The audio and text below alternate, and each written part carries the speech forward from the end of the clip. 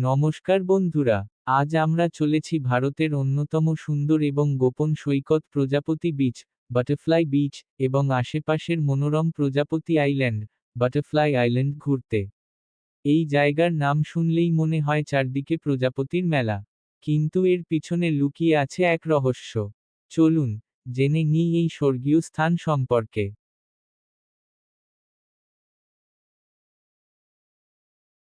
গোয়ার দক্ষিণ অংশে পালোলেম বিচ থেকে বেশি দূরে নয়, এই প্রজাপতি বিচ এক ছোট্ট কিন্তু নয়নাভিরাম সৈকত।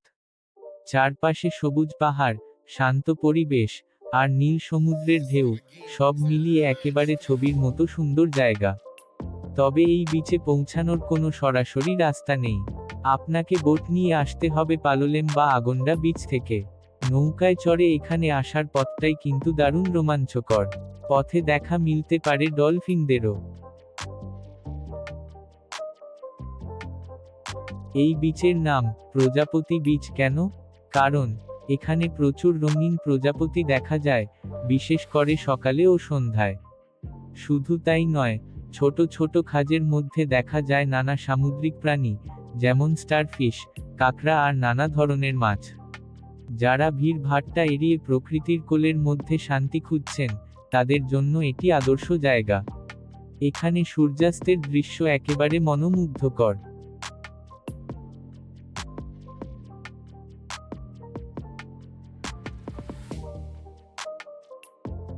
প্রজাপতি বিচের কাছেই রয়েছে প্রজাপতি আইল্যান্ড, যা একেবারে স্বপ্নের মতো সুন্দর।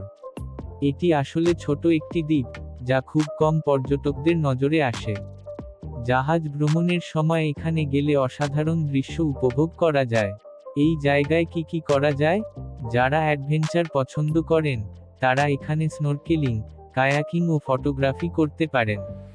তবে মনে রাখবেন, এখানে খাবার দোকান বা অন্য কোনো ব্যবস্থা নেই, তাই সবকিছু আগেই নিয়ে আসতে হবে। প্রকৃতি ও নির্জনতা একসঙ্গে উপভোগ করতে চাইলে প্রজাপতি বিচ ও প্রজাপতি আইল্যান্ড আপনার জন্য আদর্শ স্থান।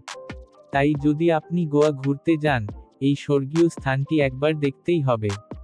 ভিডিওটি কেমন লাগলো কমেন্টে জানান।